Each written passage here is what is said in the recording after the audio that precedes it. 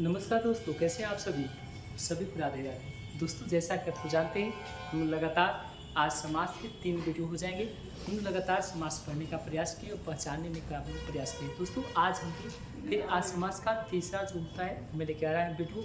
मैं short video में आपको समझाऊंगा कि समाज कैसे पहचाने, कौन सा समाज पहचानने का क्या तरीका है। अगर आप इस वीडियो को पहली बार देख रहे हैं तो इससे पिछले जो डाले गए वीडियो को उसको आप देखें, आपको समाज पहचानने में बहुत जो होता है आसान।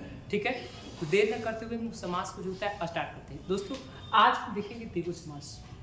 आपने कभी ये सुना होगा कि कहीं कहीं आप पुस्तकों में या कहीं कहीं आपको पढ़े होंगे आप किसी जिसमें संख्या होती है वो हो जाता है कौन समाज? देगू समाज। तो दोस्तों, आप एक कति ऐसा ना करें जिसमें संख्या होती है वो देगू समाज से ही होगा, ऐसा नहीं है। देखो तो कैसा होगा, देगू समाज कैसे पहचानेंगे देखिए। अगर आपको देगू समाज पहचाना है तो इसका मैं बेहद एक तरीका दे रहा हूँ, इसको आप बढ़िया से जो होता है आप इसको कवर कर ले, अच्छे से इसको पढ़ ले, समझिए। देख, ये है देगू समाज। कौन समाज है? देगू समाज। अगर आपसे कहेगा कि देगू समाज के जो पूर्व पद जो होते हैं, पूर्व पद यह क्या होते हैं, तो आपको पता है, इस सबको पता है, सही भी है कि इसके पूर्व पद क्या होते हैं? संख्या होती है। क्या दोस्तों? संख्या होती है। और अगर इसका उत्तर पद प्रधान होता है, उत्तर पद, तो इसको बोलेंगे कि इसका उत्तर पद जो होता है यह जो होता है प्रधान होता है। उत्तर पद क्या होता है? प्रधान, है ना? क्यों? क्योंकि यह तत्पुरुष का भेद है और तत्पुरुष के दो भेद है, एक कर्मधारय एक दीर्घु। तो तत्पुरुष का उत्तर पद प्रधान, तो देव का भी कौन सा पद प्रधान होगा? उत्तर पद प्रधान होगा। ठीक है, चलो अब पहचाने कैसे, तो सुनो ध्यान से। देगू समाज पहचाने का एक मैं तरीका दे रहा हूँ, इसको आप बढ़िया से सुनेंगे, अच्छा से।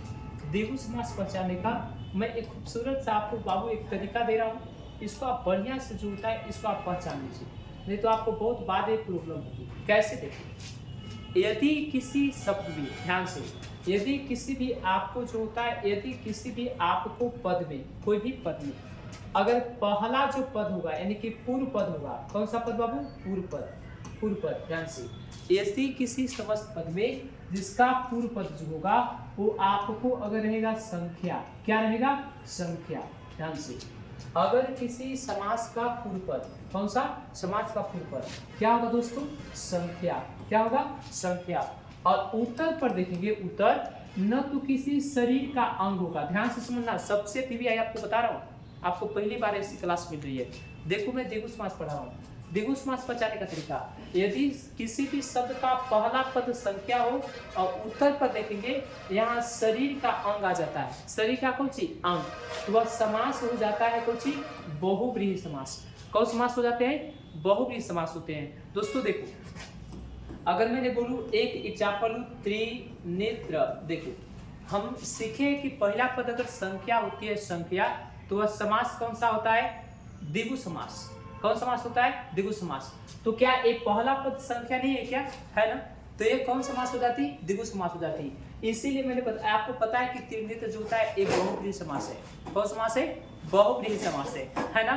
तो यदि ध्यान से रखना है कि अगर पहला पद संख्या हो, देखिए हमारे लाइव क्लास में जो होते हैं हमारे रोशन से जुड़ गए हैं, आभार है उनको, दंडवत उनको प्रणाम करते हैं, है कि नहीं?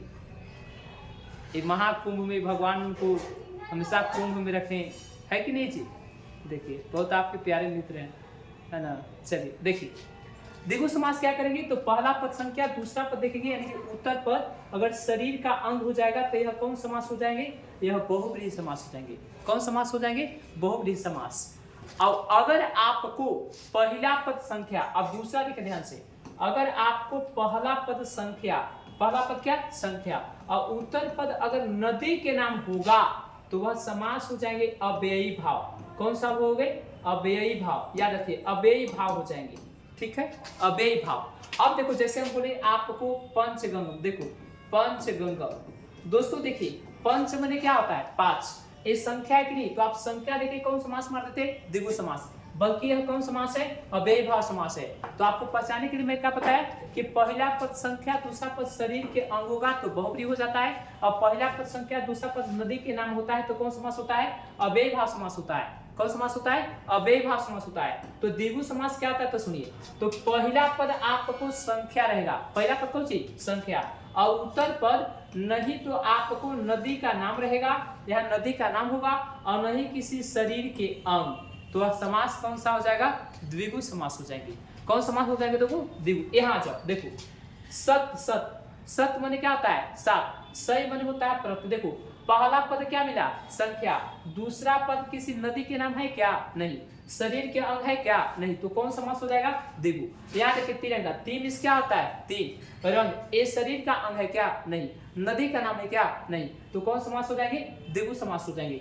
यहाँ सप्ताह देखो, सप्त माने क्या होता है? सात। और यहाँ देखो, यहाँ पर क्या है? नदी के नाम है, शरीर का अंग है नहीं। तो दोस्तों कौन समास हो जाएंगे? द्विगु समास हो जाएंगे। यहाँ देखिए चतुर्वेद, चतुर्वेद होता है, चतुर्वेद दिखाता है। चतु माने चार, वेद माने वेद। यहाँ देखिए, यहाँ शरीर के अंग है क्या? नहीं। तो दोस्तों मुझे विश्वास है कि आपको जो होता है यह बहुत अच्छे तरीके से समझ में आ गया होगा कि किसी भी समस्त पद का पहला पद बाबू संख्या रहेगा और दूसरा पद न तो एने यानी इधर न तो आपको नदी का नाम रहेगा और नहीं तो शरीर का अंग। तो कौन समास मारेंगे? द्विगु समास। अगर आपको शरीर का अंग मिल जाएगा तो कौन समास मार देंगे? बहुब्रीहि। अगर नदी का नाम मिल जाएगा तो कौन समास मार देंगे? अव्ययभाव मार देंगे। ठीक है। इसका एक कॉन्सेप्ट और है जो मैं आपको बता रहा हूँ। देखो क्या है इसमें, देखो देखो इसका कॉन्सेप्ट क्या है दोस्तों, ये देखेंगे। देखो एक और है कि यदि किसी भी संख्या को, ध्यान से, यदि किसी भी संख्या को अगर उसको शब्दों में लिखा जा रहा है, किस में लिखा जा रहा है? शब्द में। जैसे मान के चलो कि हम बोले 20, तो 20 तो आपको पता है कि 2 और 0 होता है। तो 20 को किसी भी संख्या को कौन सी संख्या लिखे शब्द में, तो कौन सी हो जाएगा? 20। तो ये 20 हम लिखे शब्द में कि ना लिखे? तो यदि किसी संख्या को अगर शब्द में हम लिखे और अगर उसका अंतिम जो होता है 0 आ जाता है या कौन सी 9, जैसे हम 20 बोले तो 20 के अंतिम कौन सी है? 0। यहाँ बोले कौन सी 19 या 29 बोले, कौन सी बोले? 29। ध्यान से हम क्या बोले दोस्तों? 29 बोले, है ना? 29 बोलते, तो 29 में 2 पूछ जा रहा है 9, तो 9 आ रहा है, नहीं आ रहा है। तो अगर किसी कोई भी संख्या होगा ओकर आप अगर हिंदी में लिख रहे होंगे और अंतिम में, जैसे आपसे बोला कि 64, तो 64 में देखो अंतिम में 9 आ रहा है क्या? नहीं। 0 आ रहा है क्या? नहीं। तो अगर 0 और 9 अगर आ जाएगा तो वह द्विगु समास हो जाएगा। कौन समास हो जाएंगे? द्विगु समास हो जाएंगे। अगर जैसे देखो 30, तो 30 में 0 आया ना तो द्विगु समास। 29 में 9 आया ना अंतिम में, तो कौन सी हो जाएगा? द्विगु समास। बाकी जितने संख्या मिलेंगे यानी कि 0 और 9 नहीं आएगा। जैसे देखो 31 में देखो तो 21 में 2 क्या है? 1। यहाँ 0 है क्या? नहीं। यहाँ पर 9 है क्या? नहीं। तो वो समास हो जाएगा द्वंद्व समास। कौन समास होगा दोस्तों?